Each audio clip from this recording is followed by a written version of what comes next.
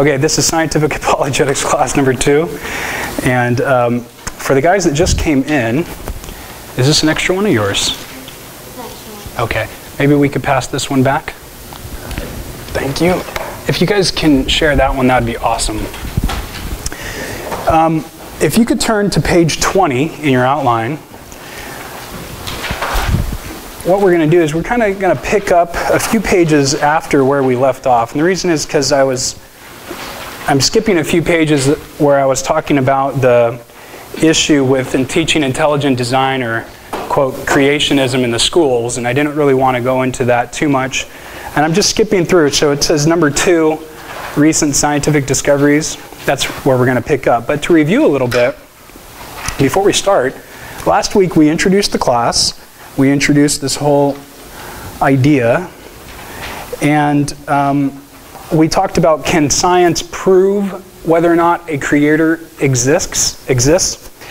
Or does science prove a creator exists? And we talked about how the first one, can science prove, is a philosophical question, and the second one, does science prove, is a scientific question.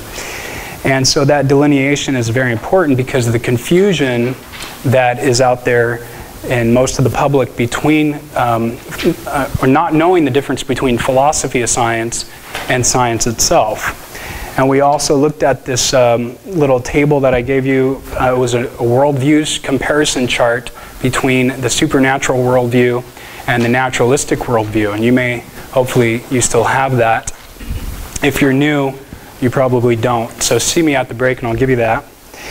And then we talked about the statistics that we see that were provided by the Pew Research poll that showed that Christians have varying beliefs that are extremely varied amongst ourselves in our beliefs about evolution and creation. And we also looked at how science, we saw in the statistics that science was very highly valued for non-Christians. They value science very highly.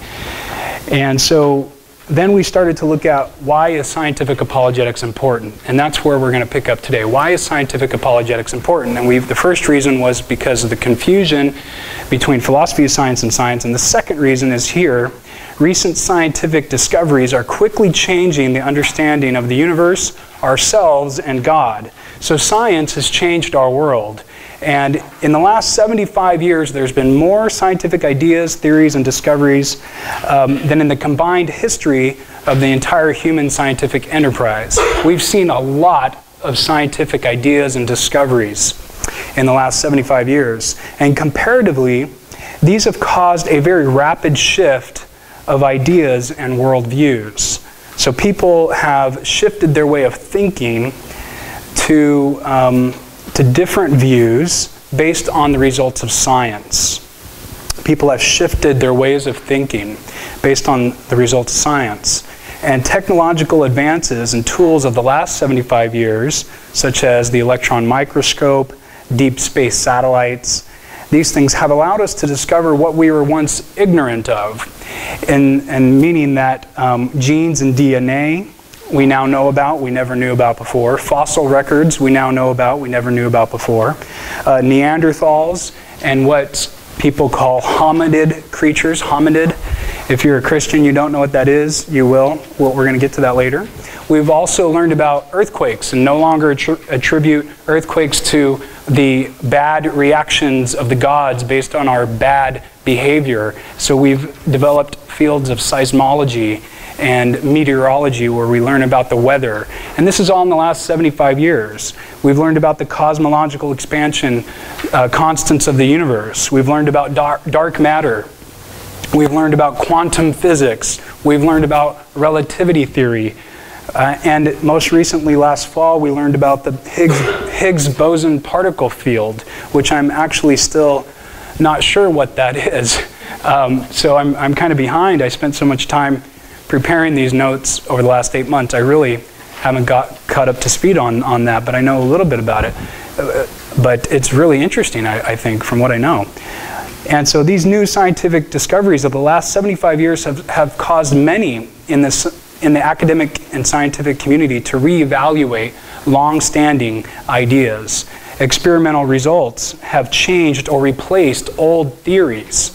So we're seeing a shift, not just in how people approach science, but a shift in people's theories of science. For instance, the new cosmological Big Bang theory of origins replaced the steady state theories around 1950. And so the steady state theory of the universe was something that was pioneered by Fred Hoyle, who was a famous British cosmologist with these other guys. And this model was a contender to the Big Bang hypothesis. Many people held this view, but Hoyle really articulated it well and thought he had some good evidence to show its truth. And so these guys postulated that the universe was a continuous creation of matter that offset the expansion of the universe, resulting in a steady state. To the observer, the universe would always appear the same. So they just thought that matter was being created all over the place, all over the universe. Matter just popping into existence from something, black holes or something, stars, or just nothing. And so it was just this continuous creation. So Hoyle termed it steady state.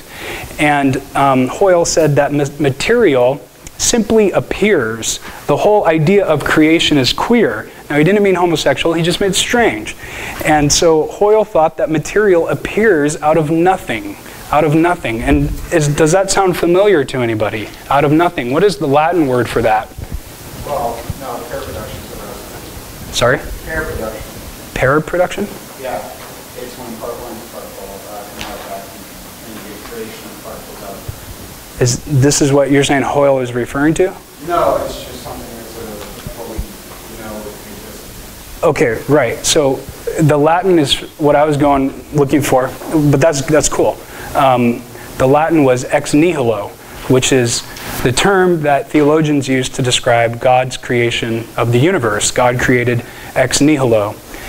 Out of nothing is what that stands for. And this is comparable, like I just said, to the Jewish, Christian, Muslim idea or understanding that God created the material of the universe out of nothing. But in Hoyle's case, he thought that the new material of the universe just continuously appears and nothing, according to him, causes it to do so. And so this was the dominant view of the origin of the universe at the time.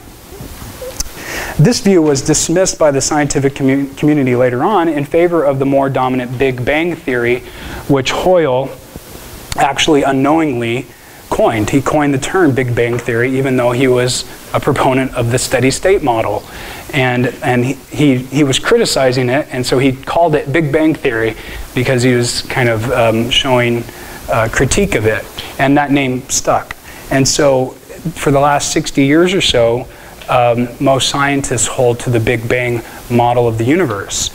Now, we're not going to get into the Big Bang right now, but I'm just presenting that as an example of how theories shift over time as a result of different scientific discoveries and finds. And so even newer scientific finds of the last 25 years present cosmologists with an opportunity to revise or generate entirely new theories of the universe. So some of the new theories of the universe that we have are the multiverse theory, that there are multiple universes, not just one, there's multiple. And so they call it multiverse. And then we have the black hole created universe theory, that black holes create universes. And then we have this boundless finite universe, and this theory was advocated by Stephen Hawking. And I think he may still advocate that, I'm not sure. The bounce hypothesis is another theory, and then an M theory. And so these are even newer theories that we see in science. And so these current theories are intriguing and are the results of years of research by some of the brightest scientific minds of our time. We have Einsteins living amongst us today that will go down in history as some of the most brilliant scientists ever. And they are some of the folks that are coming up with these theories. And so we will actually address some of these theories later in this class, probably 5 or 6 weeks from now. And we're going to look at them a little bit in detail and talk about them and how it makes sense or it doesn't make sense. And so the discoveries of our time plant ideas in the minds of people all around the world about our place in such a fascinating and beautiful universe and on such an exotic and varying planet. we start to think about ourselves. How do we fit into this picture that we are getting from science? The latest discoveries are truly awe-inspiring and, in a sense, earth-shaking. Have you ever looked at some of the results from NASA, maybe on NASA's webpage, or there's a NASA channel? I mean, some of this stuff is just so amazing, and you just stare at it and you're just like blown away by it. It just, there's no words to describe it, and all it is a picture. You know, it doesn't even do it justice, I'm sure, to being there, seeing it for yourself. But these discoveries and newer theories come from ideas. And what I'm proposing here with this little graphic is not some dead set rule. This is kind of sociology, and I'm not a sociologist, I'm an engineer. So I'm kind of in the middle of all of this. And what I mean is that science, a science idea or a science observation, eventually gets to become a theory. This is maybe what you would get out of the scientific process or the scientific method. And then you get to, out of a theory, you get to engineering and design. So you start designing things so they will hold up, for instance, to gravity. So we have a theory of gravity after scientific observations, and we start thinking of ways to put roofs over our heads so they don't fall down and kill us in the night and keep the rain off of us. So we engineer and we design a solution. And then this basically produces technology and production. You get production out of engineering and technology. And so you can start making hammers and saws, and you can start getting rigs together to quickly build houses. And then that eventually produces culture change and questions. People start questioning, why are we building houses? Why are we building them like this? Shouldn't we be building them bigger? Shouldn't we be building them smaller? And don't we want to have a lot of smaller houses so we can have more people closer to, say, the river? Or bigger houses so we have more space and we're not always on, you know, so close to each other, getting annoyed with each other. And so we start to ask these questions about ourselves and our culture. And then eventually, beliefs and values begin to change. So communities that are interacting in these houses, if they're spread apart or closer together with no backyards or big backyards, it kind of starts developing a whole a value system for that community. And so people maybe think, oh, well, we should have a dense population with loft-style houses, and businesses on the first floor, and it's a more city life, and people can get out and walk around and kind of be city dwellers, and singles can interact more often and don't feel overrun by families with little kids, you know, something like this. Or the families are like, no, we want to have, you know, a big fat 4,000 square foot house and live next to a park and a little school, and it needs to be a good school, even though we don't have kids because we don't want kids, because I won't get into that. But anyway, you get the idea, is that beliefs and values change, but it really could be traced back to science, ideas from science. And of course, I'm painting with a broad brush here. I'm not a sociologist, but I live in the middle of that. I'm an engineer, so I design buildings, and I hear all these extremes, from the belief and value change side of how it affects society to, you know, are we designing with the right materials? Are we using the right fundamentals of physics and things like that? So I kind of have a little bit of a glimpse of this. And what my point is that science is the origination of technology, but more importantly, that science ideas eventually, through technological change, they change culture. Science ideas change culture. And so scientific discoveries of our world have changed our worldviews. They've affected us. We think differently because of science. And our perspective of ourselves and the reasons for our existence come into question when evaluating scientific finds. And we are faced with personal and collective existential questions due to science experiments and theories. We ask, what are we here for? How did we get here? Where are we going? And so how does each one of us answer these questions when we're faced with the results of science? How do we think about that? You don't have to answer. I'm just being rhetorical here. And after a time of scientific progress, a generation becomes adapted to technological advances and reevaluates culture with lots of questions. Then beliefs start to change.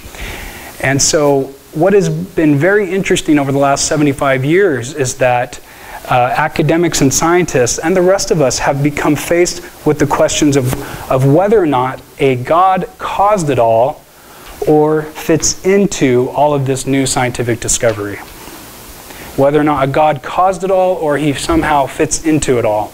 And the Christian and public are faced with the same questions. We have to wrestle with these questions, all of us, with the results of science.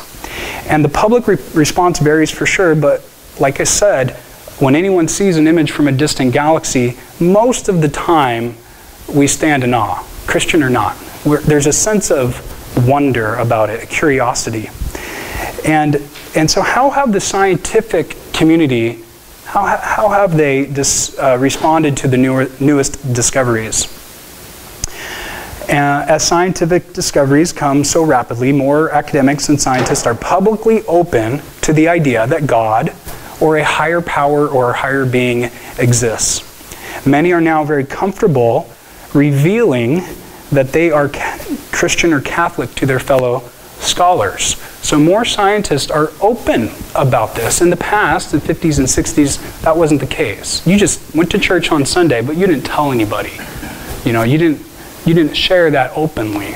And again, I'm painting with a broad brush here, but we're seeing more scientists being comfortable and public with their religious convictions. And philosopher Alistair McGrath noted this. He said, "This fundamental shift in the scientific consensus has changed the tone of the debate about God." Okay? It reminds us of how science changes its mind about things, often very important things, just meaning that the discoveries change theories as time passes. And the cosmology of the 21st century is much more sympathetic to Christian belief than that of a century ago. So he's saying that it seems that when we look at the cosmology that's been given to us by the scientists, there's a lot more room for the Christian worldview to make sense than in the past. There is now a growing realization that the universe came into being fine-tuned for life. Is this just a cosmic accident? Or is it what we would expect if God had chosen to work this way? Is this just a cosmic accident? Or is it something that we'd expect if God did it? I'm so sorry about that. I don't know exactly what's causing it. I apologize. The world is rapidly changing, is a rapidly changing place that thanks to the rapid advances in current science,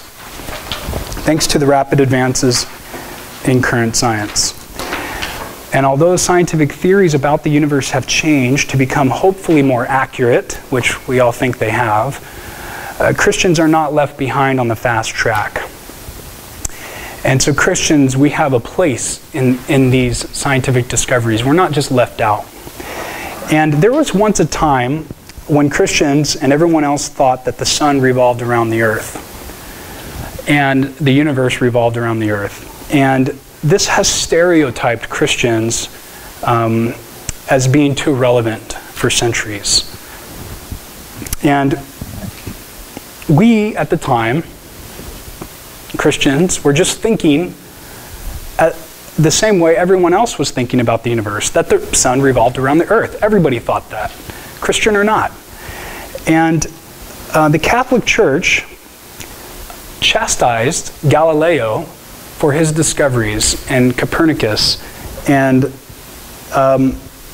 unfortunately, Christians have been given this stereotype that we've been anti-science ever since. Or we've been anti-science the whole time because allegedly the Bible reports, allegedly, that the sun revolves around the earth. But the Bible never says that. The Bible never says that. You can look in there and check it out. The reason I think we think that is because of the Joshua passage, which we talked about last year, and how it says that Joshua prayed for the sun to stand still in the sky. And I argued that was, that's not what it's not saying that the sun revolved around the earth. It just said this, he prayed that to stand still. And it doesn't mean that that is what the Bible was teaching, nor does it mean that Joshua was literally wanting the sun to stop in the sky, but I argued last year that he was praying for more time. He was praying for more time, not necessarily for a longer day. But anyway, that's a whole other conversation. And so this idea was never in Scripture, and it's not in Scripture now, that the sun revolved around the earth. So Christians should not believe in a bad scientific system, nor should we accept that the Bible teaches the sun revolves around the earth. And we need to, as Christians, we've got to know if our scientific worldview aligns with reality. We can't just hide in a box like we talked about last week, or sheepishly walking back from the public square. If it doesn't, we must find out why and not stop till we figure out the answers. And I'm talking about our worldview. We've got to figure it out. We can't just stop until we figure it out. And this class will help in that effort, and I know you will come away with several answers, and it may raise several more questions this class, but I know you'll get more answers. It turns out that we do, in fact, have a belief system that can accommodate the rapid changes of science, and our belief system matches reality, and I'm going to present that in this class for us. It turns out that our scriptures do, in fact, teach what we observe in science. It teaches the beauty, the handiwork, and the care and detail of the Creator God that we see in nature. And again, we're going to get more into this in the class. And it turns out that Christian philosophy of science is actually coherent with science, and science is continuously validating it. And we'll discuss this more in detail, but for example, in philosophy, Christians have their own arguments for the existence of God that are philosophical in nature, and one of them goes like this. You can see this here. And I want you to take note of this, so I'm particularly putting that there, that whatever begins to exist has a cause. That's the first premise of this line of reasoning. The universe began to exist, therefore the universe has a cause. And so while that seems like so basic, it's actually quite profound when you get into the whole details of that argument. Because what happens after that is that you get a line of reasoning that infers an intelligent agent is behind the cause. And we don't want to get into the intricacies of this argument because we're going to get into that in the philosophical class that should be later on this year or next year. But right now we could look at premise 2 of this and say the universe began to exist before, in the steady state model, which many people held, that weren't Christians, many people held that view. This line of reasoning would have been repulsive to them. The universe the universe began to exist. That would have been repulsive. They said, no, it doesn't. You're crazy, Christian. You're crazy. The universe didn't begin to exist. It's been a steady state model. They may not say you're crazy. They may say that idea is crazy or something. But they would have been adamantly opposed to that idea, because they thought the universe had a steady state environment. And so now we can point to this and say, look, we were right. The universe did begin to exist. And everyone in the scientific community, or a lot of scientists, I should say, hold to this position that the universe began to exist from a Big Bang. So what I'm saying here is that the Christian worldview is now validated by science, whereas before it was opposed to it. So and what I'm saying is that science has finally caught up to us, whereas before many held to a steady state universe. And Big Bang cosmology is a view that the Christian can adopt and accept, and we'll talk about this later. Now you may be sitting here as a Christian saying, no way, the Big Bang did not cause this universe. God caused it 6,000 years ago in 6 days. And you may be foaming out the mouth, wanting to beat me up right now. I'm not saying I hold this position. I'm just saying that Christians can adopt and accept this position. They can. It's allowed in a Christian worldview that corresponds with good, sound biblical theology. It's accounted for in the Christian system that the Big Bang occurred. Now, I'm not getting into the details of the Big Bang. We're going to get to that 8 weeks from now. But I'm whetting your appetite. Again, these first 2 classes are introductory in nature, and I'm throwing a lot at you. And I'm not giving you evidence for what I'm saying, but I'm just presenting you with where we're going in a nutshell, so you can kind of get a glimpse of this. And either way, Christians believe that God created the universe so it began to exist. So while this conclusion seems elementary, it's quite profound, and it's more profound when you think of the physics and when you think of the concept of time itself initiating from this moment in an infinitesimal point in space. So again, we'll talk about time later, but time is quite profound if you ever thought about time itself. So again, it turns out that the Christian philosophy of science is coherent with science in this sense, with the Big Bang cosmology, and we have this idea that God created the universe. It's coherent. We have a Christian philosophy that it's coherent with these two things. It's coherent with the results of science. And what I'm arguing is science is continuously validating the Christian worldview. And Christianity is well capable of handling anything that science comes up with.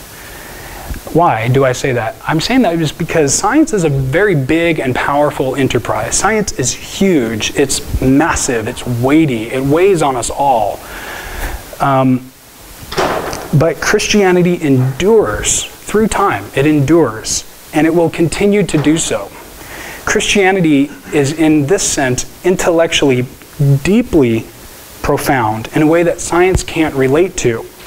We will discuss the limits of science later, and what I mean by that is I'm not saying that science isn't profound. I'm just saying Christianity is profound in a different way. It's profound. The Christian belief system is unbelievably amazing. And I hope that you as a Christian can accept that for the Christians that are in here. And for the non-Christians in here, I hope that you understand that too. That the Christian belief system is not simplistic. It is complicated, complex, and profound. But the cool thing is, it all is coherent within itself and relates to reality. And the Christian truth does not have to be compromised by new discoveries of science. Christian truth can absorb any new find and any new theory with perfect dignity and no compromise. Now, that is debatable, I know. But what I will argue in this class and what we'll see is that the Christian perspective can accommodate these new results of science, or else the Christian perspective is not correct or the science results are not correct. One of them has to be right if there's a conflict. But what I'm arguing is that if the science is done right and the results are interpreted right and the Christian theology is correct, then both will jive and there will not be a conflict because it's the same source of truth. We'll talk about that later. And I'm asking, can the atheist philosophy and other world religions keep up with science like the Christian worldview can? I'm going to ask that. I don't know, but I question that. Maybe they can. In fact, based on my understanding, the atheist perspective, and I'm not an atheist and I don't know it perfectly, but I'm not so sure that the atheist perspective can keep up with science like Christianity can. Now that's arguable, that's debatable, I know, but I'm just saying it seems to me that the results of science is pointing more towards a creator, and this is what we will argue in this class. This is what will be presented, that the Christian worldview accounts for all this science, and maybe the atheist worldview does too. So we'll see. But for Christianity, no recent or new theory can beat it up, knock it down, or defeat it. Christians, we're not defeated. We have some good science that backs up our view. And I want you to be encouraged about that. And this is one of the most fascinating parts of being a Christian, is that we don't have to be afraid of any type of intelligence, whether it comes from science or philosophy or what, because we have centuries of thought behind us. And we have the thinker who made it all. He's teaching us. That's what we believe as Christians, that God is helping us think about this. Now, hopefully, the Christian is open-minded enough to consider the non-Christian scientist interpretation. So you may have a Christian scientist saying one thing, you have a non-Christian scientist saying something different. They may be saying the same thing.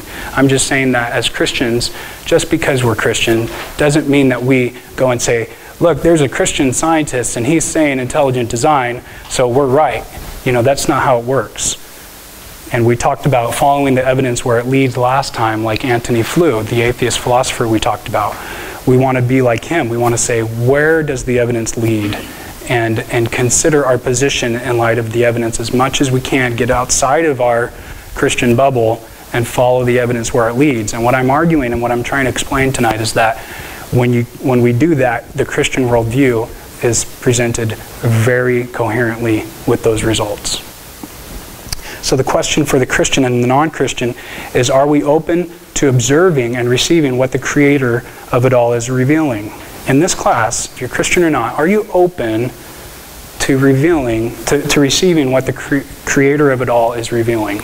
That's what I want to ask us tonight. And this is kind of the end of the introduction here. And now we're going to get into the stuff, but we're going to take a little break. But the point of this last little section is, why is scientific apologetics now? Why is it important? It's because the recent scientific discoveries are calling into question mankind's place and purpose and whether or not God fits into this picture at all.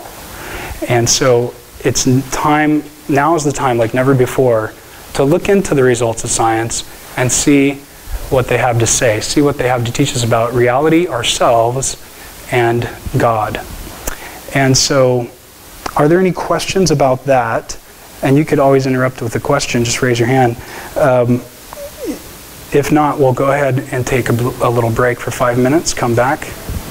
Yes, sir? I'm just kind of curious about the reference a lot of the material is to the Christian. I'm kind of curious why that shows to me versus just simply the term theist. That's a good question. Yeah. Why did I use the word Christian here and there all over the place instead of theist? I think it's just because at the end of the day, I'm arguing for the Christian worldview, which is above and beyond the theist worldview. I'm actually being less modest. I'm saying not only does science back up theism, but it backs up Christianity. And that's more of a bold claim. And I realize that. But I'm confident enough to make that case. And when we come back after the break, I'm going to show you this argument that we're going to go through as a class together for the whole course. And so I don't want to get into it right now, but great question. Now, I could just say, if you're in here and you want to take out the word Christian or Christianity and put the word theist or theism, that's fine. You can do that too. But it's less modest, but it's a little bit more easy to see. But the fourth premise of my argument, you'll see, it more points towards Christianity beyond theism. Okay, any other questions? Okay, so what we'll do is we'll take a little break, and there are snacks in the back, and I'm just going to ask you to do something for me. If you can, just humor me, turn to your neighbor, create a little love group, and ask each other, what scientific discovery of the past, say 75 years, has stood out to you, and why does it stand out? What was your reaction to it when you first heard of it? Something like that. And you may not have to have something profound, but could be something you saw on TV or something. Okay, what scientific discovery has stood out to you over the last 75 years, and what was your reaction to it? Okay, can we do that? Thank you. Let's get going here. All of these people are so talkative. People that didn't even know each other before are just best friends now. Little love groups have formed.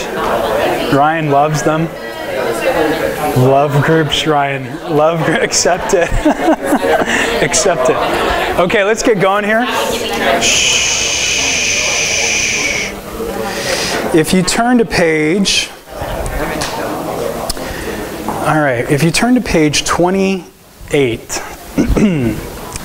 are there any in here who are at this scientific apologetics class and you have no idea what the word apologetics is? Raise your hand if you're a little vague on this idea of apologetics. A couple of us? Okay, I'm not going to go over this these next 2 pages in detail, but I'll read a few definitions for us.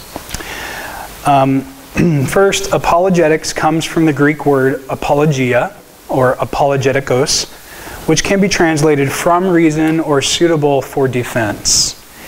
Okay, and there's a little bit of the translation. So from reason or suitable for defense. So we're not giving an apology that we're sorry for being Christians, we're sorry for smelling so bad, we're sorry for not being so smart, whatever. We're just saying this is these are the reasons for my defense of this position.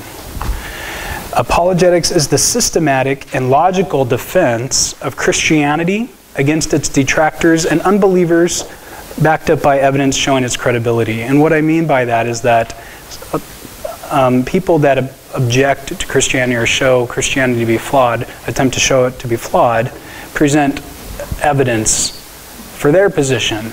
So apologetics presents evidence for the Christian position that is able to be coherent, logical, systematic, and so forth. And apologetics seeks to show that Christianity is the most viable, compelling, and true way of living and experiencing reality. Now that's a big statement. What do I mean? I'm just saying that it seeks to show that Christianity corresponds with reality better than any other worldview or set of beliefs. That the Christian worldview and religion is true. It corresponds with reality. There's this concept in philosophy known as the correspondence theory of truth. That if my belief corresponds with the actual world out there, then I have an accurate belief. My belief is in fact correct because it corresponds with reality. And so what I'm saying is that if the Christian belief system corresponds with reality, and reality is really how the Christians say it is, then we are, in a sense, living a very accurate lifestyle, because it's accurate to reality. Does that help? We don't have to go through all of these, but number 5 there, apologetics asks the question, why and how do you believe what you believe? So to the Christian, apologetics is helpful. It's very helpful. The Christian is faced with the question, why do you believe Jesus died on the cross for the forgiveness of your sins so that you can enter the kingdom of God? Why do you believe that? I know that you do believe it, but why? What evidence do you have? You can't say blind faith because that's not biblical. What evidence supports your belief that there is a guy named Jesus, he died on the cross, and you have these things called sins, and they were forgiven, and there's this thing called the kingdom of God, and you're going to go into it, or you're into it now? Why? You've got to tell me why with reasons and evidence, otherwise your belief system is incoherent. It's a mess. And so the apologetics helps the Christian to formulate his belief system, hopefully, with logic and reasons and evidence. And so, and on to the next page, just a couple of these definitions of apologetics. Sometimes there's unbelievers who are hostile to Christianity. Not all unbelievers are. In fact, a lot of believers like Christianity, but some unbelievers like Christianity, but some unbelievers, like guys like these new atheist types, they present their position with some passion, and it comes across sometimes as angry. I don't know if they're really angry, but sometimes it comes across hostile to the Christian, and maybe unintentionally, but that's kind of how sometimes Christians perceive it. And so apologetics helps disarm that hostility, that negative interaction. And it doesn't have to be negative. The conversation between, the Christian and the non-Christian could be one of wonderful engagement. And there doesn't have to be hostility at all. And the proper use of apologetics could disarm that conversation from being such a battle, weapons firing at each other. It doesn't have to be like that. It helps present, a proper use of apologetics prevents the unbeliever from accusing Christianity of being intellectually foolish. Sometimes non-Christians could say that Christianity is foolish. Not a lot of non-Christians will say that, but some will. And let me read to you this email I got this last week. I'll read just parts of it. He's talking about Christians. Since they seem set on ignoring logic and common sense, that was the end of the sentence. Let's face it, religion is based on things that are not logical, such as miracles, supernatural, and invisible things that are never based on any evidence. By nature, these things are not logical or based on real things. If I actually thought Christians were open-minded, sincere, and willing to approach the debate respecting logic, then I would go to the class. But then, why would someone believes in an invisible God hold these values? Logic and such. And then he goes on to say, science, I responded just briefly because I didn't have a lot of time, unfortunately, but he goes on to say, science deals with physical evidence, whereas religion creates ideas of things that are intangible and therefore not perceivable. What evidence do you have that there is a God? If you can give no tangible evidence for God, how can it be possible to show that God is real or part of reality? I believe that what is around us all has always been here in some way, shape, or form. Kind of like that steady state model. And that there was never a beginning to anything. Only that things have changed from one form to another. So that's that position, the steady state position. So you heard in there at the very beginning that he didn't think Christians were logical. And so what I'm saying, that apologetics allows someone who has that view to be proven wrong, that Christians are logical. And so what else? Let's skip down to 11 there. Apologetics is not merely about winning an argument. This is just what it means. This is just the means to the end of winning souls for the kingdom. So apologetics is an evangelistic tool for talking with a non-Christian. So it's helpful because it allows, what I'm saying here in 12, it allows one to have direct access to Jesus by removing intellectual barriers. And this is for the Christian and non-Christian. Christians have intellectual barriers too. But it allows direct access to Jesus by removing intellectual barriers, bringing down the walls that we have installed so we can see Jesus face to face. So the Christian and non-Christian sometimes have these walls. And sometimes we're in church and we can't worship. Sometimes we can't read our Bible because we are stuck behind this issue. We can't get past. It's an intellectual barricade, if you will. And so apologetics is just how to think about things to bring down those walls. And at the end of the day, the goal is to see Jesus face to face for the Christian and the non-Christian. And so that's kind of the idea. Anybody have any question on what apologetics is still? Okay, so again, this is not about arguing. Apologetics is not that. And apologetics is not about just bringing someone to Jesus. That's not it at all. But it's about helping the Christian and non-Christian have a way to establish faith or enhance faith. It's a way to provide that. And at the end of the day, the goal is to bring down all of our walls. I still have doubts. I still struggle with some concepts. But I'm, like I said last year, I'm 90% sure, beyond a reasonable doubt, at this point, that the Christian worldview is coherent and corresponds with reality. But there are some things I question. And so it's natural. So doubts are good. So apologetics is not about just removing all doubt. It's not that at all. And so it's for both the Christian and non-Christian equally. So don't hear me say that, you're not hearing me say that it's about winning an argument or creating arguments. It's not about that. It's about bringing down our own walls.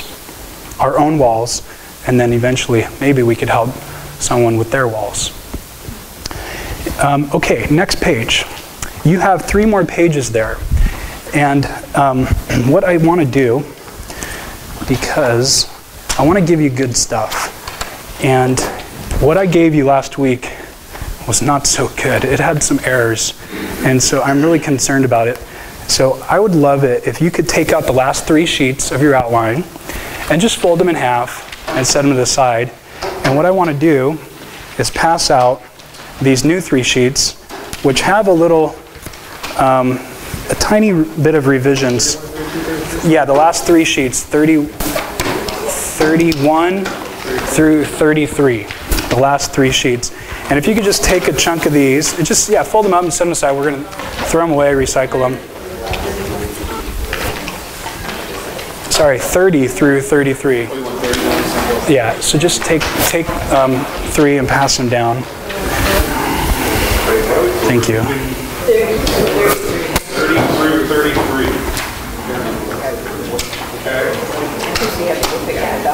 Oh, okay. Okay. So you guys just need 2 on this row. Oh, you want one for her too? Okay, here's one for her. Okay. Now, I was debating on whether to do that or not. Here's some more. Did you get some?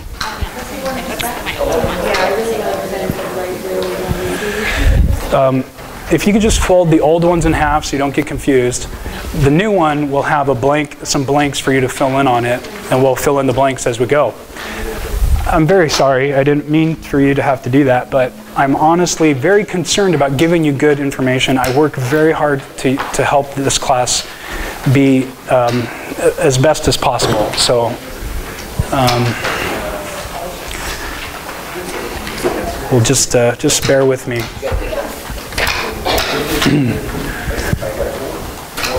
Okay, so we're looking at page 30. What does scientific apologetics do? What is this for? What are we doing? Well, what is it going to give us? Well, number 1, scientific apologetics provides reasons for rejecting the worldview or philosophy known as scientism or naturalism. It provides reasons.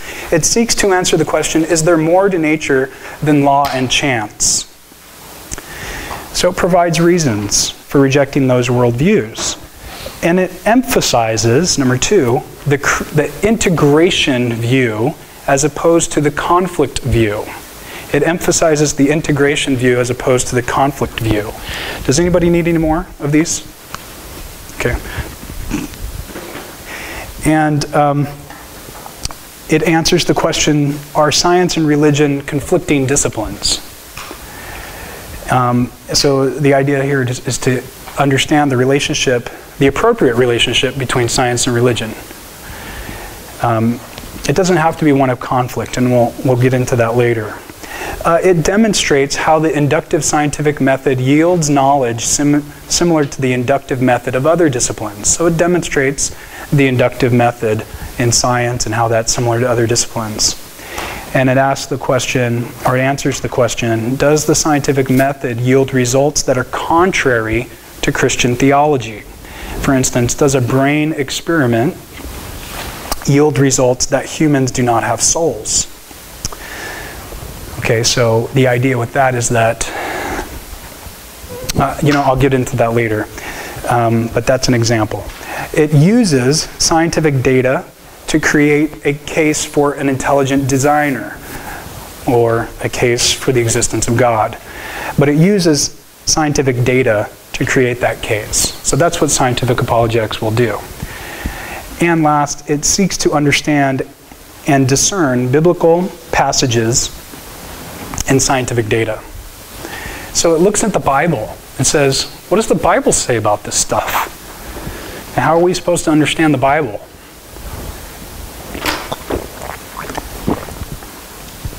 And it answers the question, are the events in Genesis congruent with the age of the earth? What is the age of the earth? Does Genesis talk about the age of the earth? Does it describe a young earth or an old earth? And we'll get into that at the very end of the class. Now, I talked about the structure of the argument.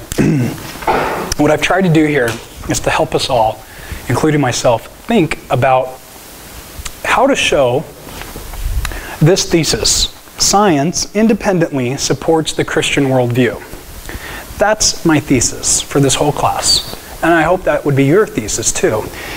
Science independently supports the Christian worldview. And I'm arguing for that thesis with these premises. And I'm forming an inductive case. Premise 1, scientism and naturalism are easily defeated and ought to be rejected. That's what I'm first arguing. So the class is going to be broken up into 4 parts. These are the 4 parts. And each part will be a couple weeks, give or take. And the first chunk of the class is going to be showing the truth of this first premise. And that's a big premise to make, so it's pretty bold. Secondly, I'm saying that, or we're saying as Christians, this is how the Christian worldview is usually presented. This is a similar argument to what you'll get in any type of scientific apologetics curriculum. Science and Christianity are not in conflict, but are better understood as integrated sources of knowledge. So we're going to show that how these two disciplines are not in conflict, but we could better understand them as integrated sources of knowledge if they're both describing the same reality. They ought to have integrated results. And third, intelligent design is inferred, I-N-F-E-R-R-E-D,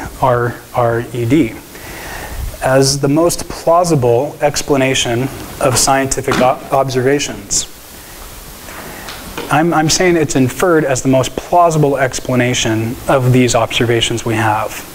One can infer very plausibly out of all the competing ideas that intelligent design is there. And fourth, biblically based Christian views are harmonious with scientific observations. Harmonious, like harmony. They're in harmony with observations. So I'm saying if you have a Bible-based view, what I'm saying is that view is considered, in the Christian worldview, harmonious with scientific observations. So, I'm throwing this out there. It's simplistic at this point, but we're going to get into it. So based on these 4 premises, science independently supports the Christian worldview. Now, on the second page, or the next page, and I'll pass out a little bit more of the next handout here shortly, but what I'm doing here is I'm expanding the structure for you, because this is where we're going. And I want you, in fact, to take these 2 pages, 32 and 33, pull them out, and put them in the flap of your binder. Well, we're going to look at them first, but put them there because during the course, it's going to get we're going to get deep into this stuff, and I want you to be able to understand where you are at in the flow of the argument. And so the argument, this class, is presented in a way where we're all together looking at the presentation for the Christian worldview backed by science, and we're going to say that, yes, it is backed by science at the end of the day. That's the approach. And in doing that, we're giving ourselves topics to study. So it's a flow of thought that presents the Christian worldview, but it's also a group of topics. And we're going to kind of use this as our topical outline. So these 2 pages could be your nice outline that you could refer to on the side. Now, so premise 1 again, scientism and naturalism are easily defeated and ought to be rejected. And I'm giving you 6 supporting premises for that. Defining scientism and naturalism shows that these worldviews are questionable and seem too limited. Just in the definition of what these things are, they're questionable. These worldviews are questionable. There's something to these worldviews that seem too limited, right off the cuff. And second, the scientific method in and of itself does not necessitate naturalism as a worldview. Just by doing the scientific method, I don't get naturalism, the worldview known as naturalism. And then third, there are legitimate problems with empiricism. Now, we're going to get into what that is, but I'm throwing that in there because that's kind of part of this scientific method and how the scientific method was developed and so forth. And fourth, there are legitimate problems with naturalism and scientism. So I'm going to show that there are about 8 or 9 problems with those worldviews. And then fifth, alternate philosophies of science are more realistic and favorable than naturalism. And scientism too, but I didn't write it there. So I'm going to say there's better philosophies of science than naturalism and scientism. And then I'm going to say that good models for secular and Christian scientists can be maintained without naturalism. So science could just do its thing, but you don't have to have a naturalistic worldview. Okay? And so if you sum up all those premises, induction will help us, and we can see that the truth of premise 1 is supported. Now, if I argue for the truth of all these premises, and they do actually present themselves to be valid in their flow, then we have a sound, what's called a sound argument. We have something that, or sound reasoning. And so that's what these supporting premises do. And in premise 2, science and Christianity are not in conflict but are better understood as integrated sources of knowledge. I'm presenting these sub-premises to support that premise. The breakdown of each view shows that the integration view is realistic and favorable rather than the conflict view. I'm saying that the integration view is actually preferred for Christian or not. And so I'm saying also here that to discuss the issues of science and Christianity, it is important for the Christians and non-Christians to understand both correctly. A lot of times, Christians just don't understand science well. And we need to understand Christianity and science well. And some scientific disciplines, including quantum physics, for instance, are studied, researched, developed, and taught similarly to Christian branches of theology, such as the Christian branch of theology known as Christology, which deals with the dual nature of Christ. And so I'm saying that the way these things flow through history, including quantum physics, or I'll use that as an example, they have a flow that's similar to each other. Christianity or Christian theology and quantum physics. We're going to see how they developed is actually a similar development. And this supports this idea that it's an integrated source of knowledge. Not directly, but indirectly. Okay. And then premise 3, intelligent design is inferred as the most plausible explanation of scientific observations. I'm saying that, and other Christian apologists will say the same thing, ID, intelligent design, is inferred in biochemistry when considering the specified complexity and irreducible complexity in the cell. So I'm saying the ID is inferred from that, from biochemistry. And ID is inferred in classical physics when observing the transparency and beauty of the universe. And I'm saying that ID is inferred from astrophysics when observing the finely tuned universe. So astrophysics. So biochemistry, classical physics, and astrophysics. So that's where we're going. And that's what's being presented. And now, that's where we're going to get into the hard science stuff. Okay, premise 4. Biblically based Christian views are harmonious with scientific observations. Now, if you look here at this little chart, on the left-hand side you see natural creation, and there's various views for that. Typically, a lot of times the view is Big Bang cosmology and evolution. And then over in the middle you see this idea of supernatural creation with intelligent design. And then on the right you have this idea of no creation, which is this steady state model. And in the middle again, you have the young earth and old earth views. In the young earth you have flood geology and the ideal time theory. And in the old earth view you have these views called progressive creation and theistic evolution. And then there's a bunch of other less popular views. But in the two more popular ones, progressive creation and theistic evolution, you have all of these sub-views. And the RTB model, and the Day-Age theory, fully gifted creationism, evolutionary creationism, are also supported or argued as part of the old earth perspective. So if you're an old earther and you hold one of these views, we're going to get into that. If you're a young earther and you hold the young earth view, we're going to talk about that too. Not necessarily say one view is more, I'm going to not say anything about that because I don't want to throw people off just yet. But we're going to try to look at both views and see which views are better in saying that they're biblically based.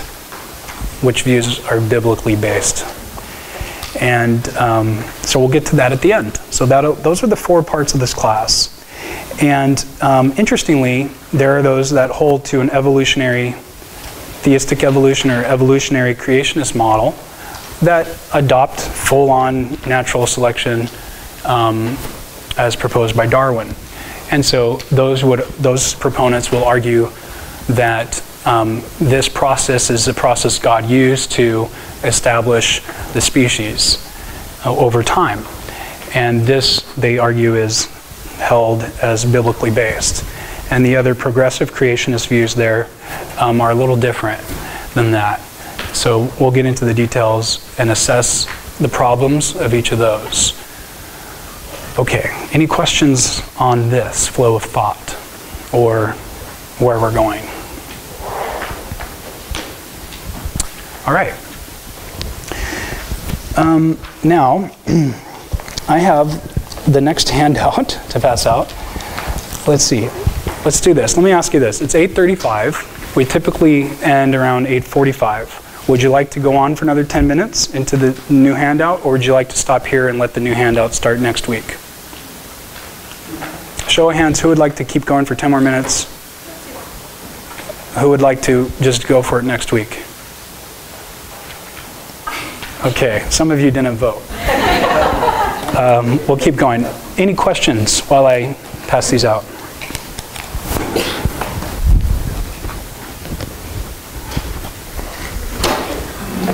Okay. You'll have it shortly.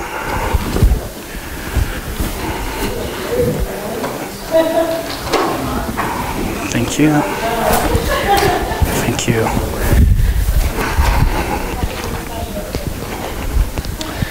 Now, so far I've thrown just a lot at you the last week and a half. I've just thrown a bunch of crazy statements at you. And I appreciate you flowing this introduction because there's been a lot of, I think, thought-provoking things that were said. And so we're going to hash it all out now. We're going to hash it all out. And we're going to see if we can present the Christian worldview with these premises. Okay, page 1. The first premise. Premise 1, scientism and naturalism are easily defeated and ought to be rejected.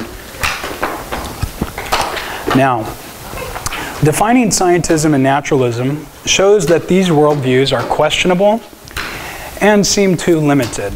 So that's what I'm saying at the introduction here, that these worldviews are questionable and limited. Now, I'm not saying science is questionable. I'm not saying nature is questionable. I'm saying the worldview known as scientism and the worldview known as naturalism are questionable and seem limited just by their definition. So the dominant Western philosophies of science are typically naturalism and scientism. These are the views most people will hold. I mean, not everybody, but a lot of people hold these views. And so when we look at naturalism and what it is, we can break it down in 3 different definitions. We're going to get deep into this now.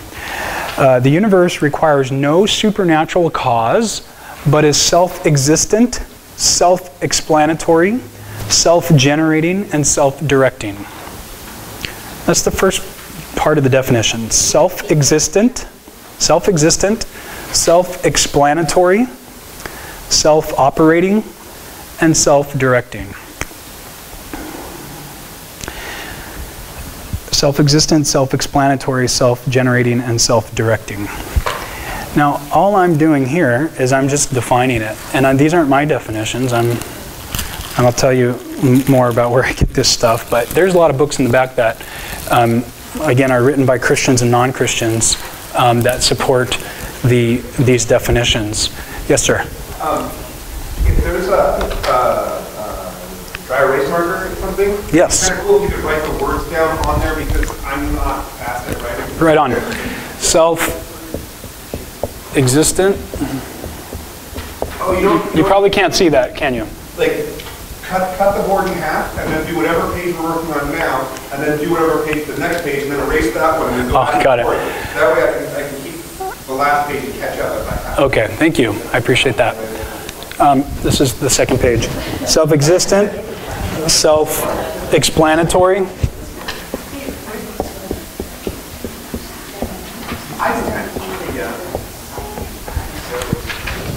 Self-generating.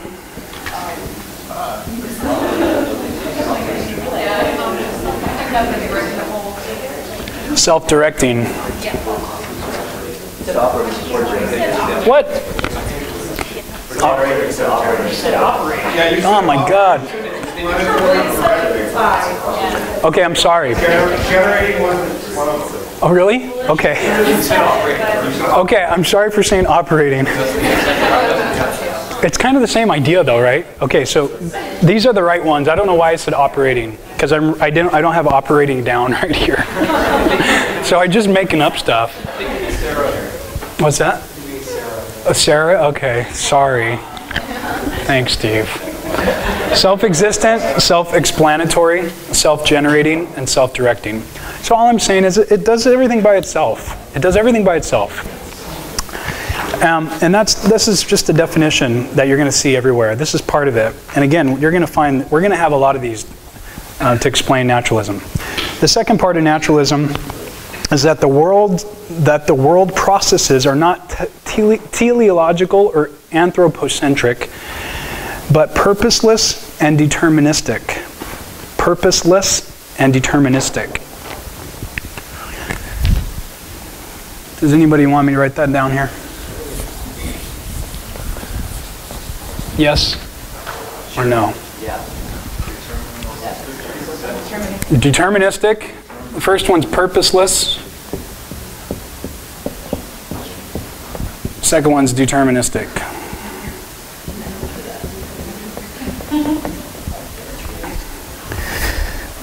So these processes are not teleological, meaning they don't have an end goal in mind. That's what teleological is. It's designed for a purpose of something in the future. And anthropocentric, there's nothing having to do with a God here or some human conception of God. But it's purposeless. It's deterministic. That's what the world's processes are in the naturalistic worldview. And every aspect of human life is an ordinary natural event attributable to nature. Ordinary natural event attributable to nature. Okay, so everything's just natural, and everything is because of nature. So me standing up here talking, moving my arms like a dork like this, it's all attributable to nature. It's something happening in my brain. It's biochemistry. It's not me as a free agent with free will choosing to move my hands and look like a nerd. I am just doing this because there's some biochemical process that's deterministic. It's just doing its thing with no goal in mind, is just causing me to do it. The lion attacks the zebra because a biological process is in place that's causing him to do that. He's not choosing it. I'm not choosing my words right now. Biochemistry is forcing me to do it. It's deterministic. It's determined to do its thing with no free agent or free will in mind. Now, the second part of this is I'm going to give you the key components to the naturalist account of the world. So that was kind of the basic definition, but these are the key components to the naturalistic worldview. So kind of getting into it a little bit more. Naturalists deny that the supernatural exists. Naturalists deny that miracles are possible. Naturalists deny that humans have freedom and purpose. Deny is all those. They deny all those things. Those are not real. And naturalism includes scientific determinism, which we just mentioned, but Stephen Hawking, one of the world's leading cosmologists, says, given the state of the universe at one time, a complete set of laws fully determines both the future and the past. This would exclude the possibility of miracles or an active role for God. We'll skip B just for the sake of time. In the case of people, Stephen Hawking says, since we cannot solve the equations that determine our behavior, we use effective placebo, make-believe, wishful thinking theory that people have free will. People think they have free will. We talk about it because it's custom. We have no other way to describe ourselves and our actions, so we'll just let it slide. But in reality, it's all just a bunch of biochemical processes that are undirected with no teleological purpose. And there are no miracles with the exception of the laws of nature, or exceptions to the laws of nature. Okay, so that's Stephen Hawking giving us some definitions. Naturalists account, this is another key component, naturalists account for the alleged problem of ethics and the alleged problem of mind. Ethics and mind. They account for these alleged problems. Now, what is ethics? Ethics is just a branch of philosophy that talks about what is the good, and good and evil, what those things are, and what is a good action, and what does it mean to do the good, and how do we do good if we have two alternatives? What do we do? Do we do the one that's the most good for the most people or for ourselves?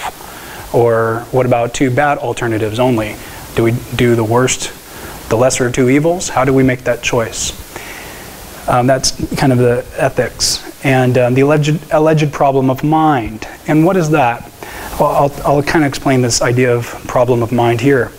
Reducing the mind to brain functions and reducing ethical judgments to social customs or emotional expressions, which are natural processes that can be subjected to scientific investigation or reductionism. Meaning that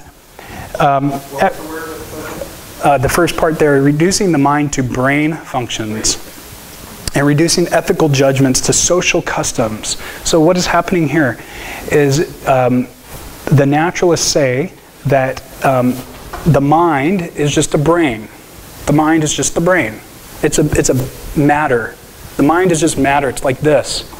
It's not a real separate entity that Christians call the soul. The Christians say the soul is equivalent to the mind and the will. And if you're a trichotomist theologian, you'll say that it's also the spirit is also part of that. So the Christian says that the soul consists of three faculties: the mind, the will, and including the emotions, and the spirit. Now, if you're a dichotomist Christian, you're going to say it's just the mind and the will. But either way, Christians kind of think of mind and soul interchangeably in terms of philosophy. And so the naturalists will say, there's no soul. It's just your brain. You don't have a mind. You just have something you call a mind. But it's really just your brain. So they reduce the mind to just the brain. So this picture frame is talking about the gates of Jerusalem. It's showing you the Damascus gate, Herod's gate, the new gate. But the naturalists will say, no, it's not. That's just colors on paper. It's just matter. And matter has this property of being exemplifying itself greenly to you. And so they say that that's just paper. You just say that there's meaning on it. But it's really just matter. And that's what they say about our brain. They just say, no, it's just your brain. It's just neurons firing.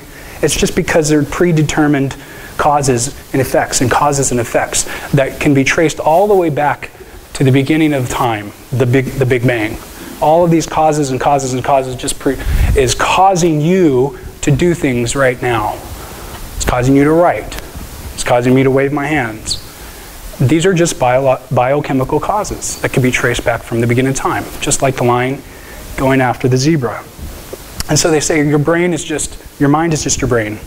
And ethical judgments are just social customs. It's just how we get along and interact because of evolution kind of being part of our social environment. It's this idea of sociobiology. That's how they put it. And point one here, to say that something is wrong ethically is reduced to the agreement or disagreement with natural cultural customs. So when we say, no, you can't kill that baby, that's wrong.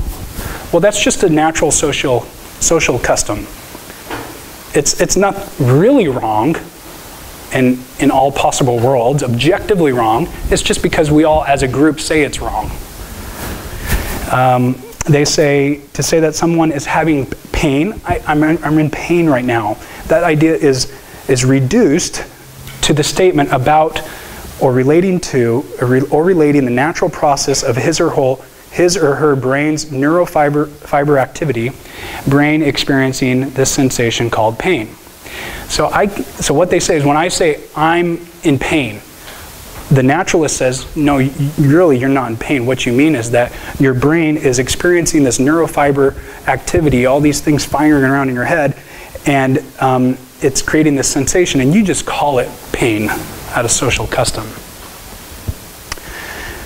So this is how the naturalists account for these actions. They reduce them. That's the idea, is they reduce it to matter in motion. Eliminating the correspondence between concept and reality. This is called eliminativism. And this is just to say that something is wrong, is nonsense, as there are no real right or wrong properties that can be tested by science. You can't say that's wrong, because you can't test that with science. To say that I am thinking about X is nonsense, as there are no mental states or thoughts or beliefs. You're actually not thinking about scientific apologetics or this concept of naturalism right now. You are just having a bunch of neurons fire in your head, in your brain. You're not really thinking any thought. You just say you are, because that's social custom. And another key component of the naturalist worldview is naturalists avoid problems of an immaterial soul or an immaterial God relating and interacting with a material body and a material world. These are problems for the dualist and theist to resolve. What I mean by that is that the Christian has a burden of proof on him when he says, I am a soul, not I have a soul. The proper way to say it is, I am a soul, if you're a Christian. And the Christian says, there is a God. There's a burden of proof on the Christian. And the naturalist says, okay, Christian, prove to me you have a soul, prove to me there is a God, because you made that claim, you've got to prove it. Okay, fine. The naturalist position doesn't have to prove that. He has no burden of proof to show his position. He just says, there's no evidence for soul, there's no evidence for God, he's invisible. I can't taste, touch, smell, hear, or see him. There's no soul. I can't evaluate it with the five senses or with a scientific experiment. So in that sense, the naturalist position avoids the problem of the soul and the problem of God. And so that, I'm just telling you that's the position. I'm just describing to you the position. That's all I'm doing. And last thing, and we'll head on out here. We'll go through this part 4. Naturalists hail the successes of science as providing answers to problems that have plagued humanity. They say science has helped us cure polio. Okay? That's an awesome thing. They claim that superstition, appeals to mystery, and religion have muddied the waters instead of providing clear answers. We've got to get rid of this religion. Guys, it's superstition. Remember Steven Weinberg, that famous, at the first page last week, he said religious superstition. That's how he thinks of it. We must rid the world of that. If that's all we do as scientists, we've got to get rid of that and contribute to the human race. This is our contribution as scientists. And so that's a naturalistic perspective, of course. Not all scientists hold that.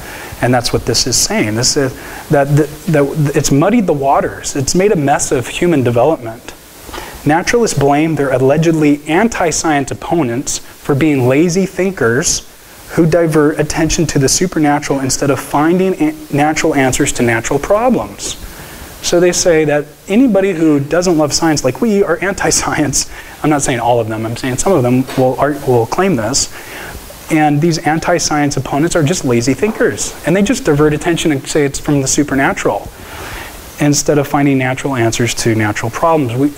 They say those people are lazy thinkers, and this was actually mentioned in a debate.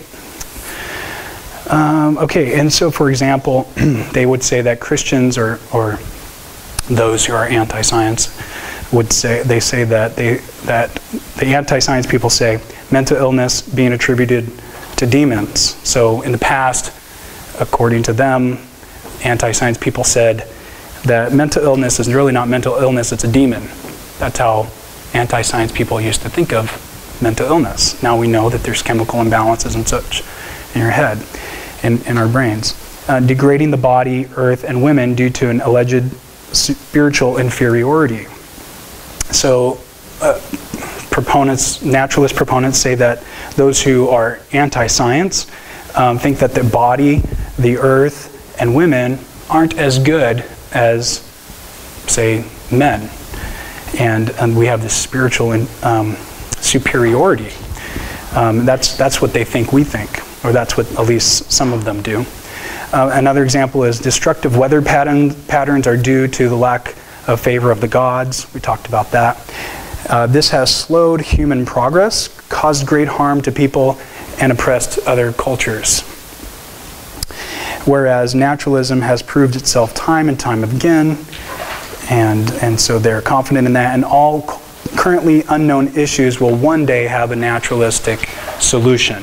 So although we don't know certain things now, one day science will get us there, and anybody who's anti-science doesn't hold that to be true.